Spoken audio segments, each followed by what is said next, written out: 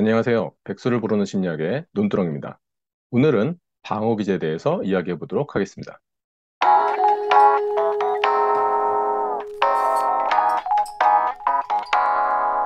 정신분석에서 이상심리를 설명하는 것이 네 가지가 있죠. 그래서 다른 영상에서 설명을 했으니 이 부분이 좀 더 관심 있는 분들은 다른 영상을 찾아보시면 될 것 같고요. 그 중에서 오늘은 바로 방어 기제에 대해서 이야기를 할 거죠. 정신분석에서 이상심리를 설명하는 것 중에 하나가 바로 적절한 상황에서 적응적인 방어 기제를 사용하지 못하기 때문에 이상심리나 정신병리를 경험한다라고 이야기를 하고 있고요. 주요한 방어 기제로 여러 가지가 나와 있는데 책들을 보시면 이런 거 외에도 다른 방어 기제들이 더 추가적으로 나와 있는 경우들도 있습니다. 먼저 방어 기제에 대해서 이야기를 하자면요. 방어 기제는 자아가 위협을 받는 상황에서 자신을 보호하기 위해서 행하는 심리적인 대처 혹은 행위를 이야기하고 있고요. 방어 기제는요, 미성숙한 방어 기제도 있고, 성숙한 방어 기제도 있고, 적응적인 기제도 있고, 부적응적인 기제도 있다라고 책들을 보면 많이 나와 있는데, 실상 방어 기제가요, 형성될 그 당시에는 부정적인 방어 기제를 할지라도 적응적인 기제로 작용을 하게 됩니다. 예를 들어, 5살짜리 꼬마아이가 있는데, 이 아이가 부모님이 부부싸움을 하는 모습을 본다고 생각을 해보세요.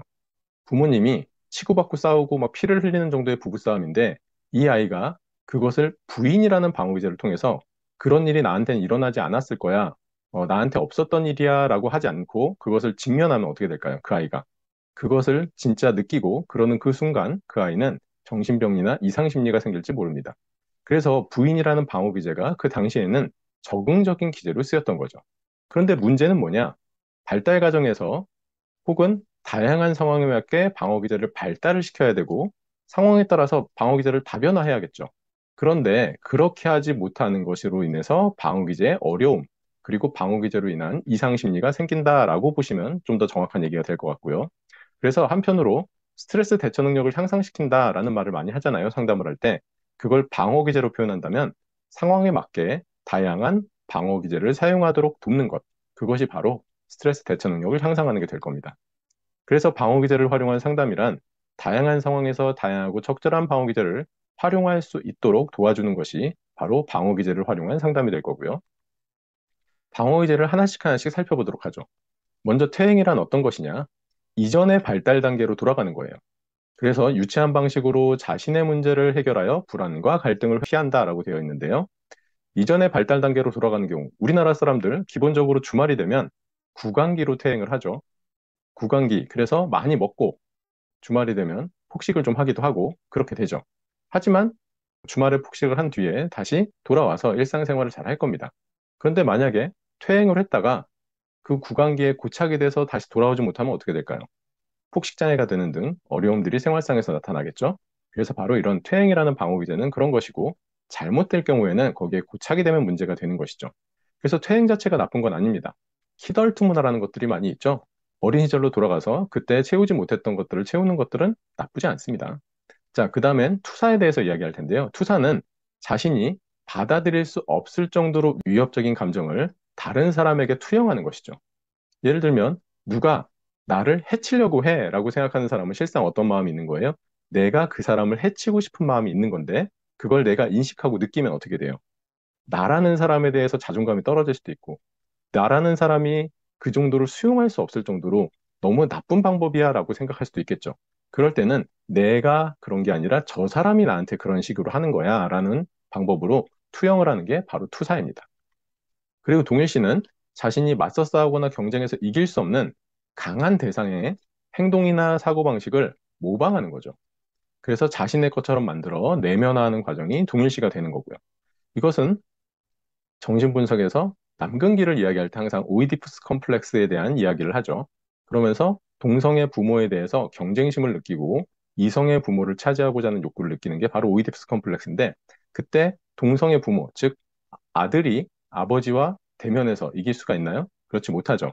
그렇기 때문에 아들은 아버지의 행동이나 사고방식 같은 것을 모방하면서 자신의 것처럼 만들어서 함께 동맹관계처럼 되는 것.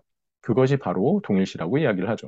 어찌 보면 여러분들이 회사에 처음 취업을 했을 때 내가 누구를 좀 모방해서 누구를 롤모델로 해서 행동을 하면 될까라고 보는 경우가 있겠죠. 그런 경우도 어떻게 보면요. 회사라는 상황에서 불안감이나 심리적인 불편감이 느껴질 만한 상황에서 누군가를 동일시함으로써 여러분들이 그 불안감을 좀 완화시키는 것일 수도 있습니다.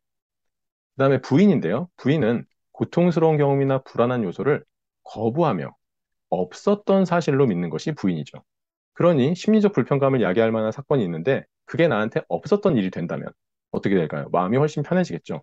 그렇기 때문에 외상을 경험하거나 심리적으로 내가 수용할 수 없을 정도의 고통스러운 것들을 경험하시는 분들이 바로 부인이라는 방어기제를 쓰고 계시고요. 그 다음 억압을 보면요.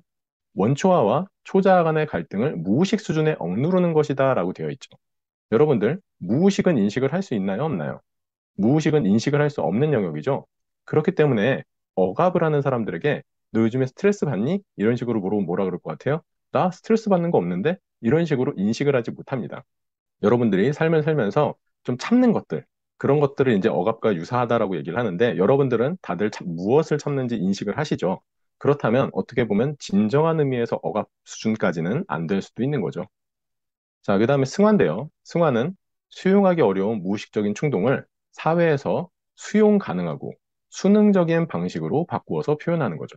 어떻게 보면 공격적인 성향을 가진 사람들이 운동선수, 특히나 이제 복싱이라든가 아니면은 뭐 UFC 선수가 된다거나 이런 식으로 이제 표현을 할 수 있는 게 이제 승화가 될 수 있을 것 같고요. 그 다음에 합리화는요, 죄책감을 느끼는 경우 이를 정당화하기 위해서 지적인 활동을 하는 거예요. 예를 들면 내가 어떤 사건을 통해서 죄책감을 느낄 때 어떻게 하는 거예요?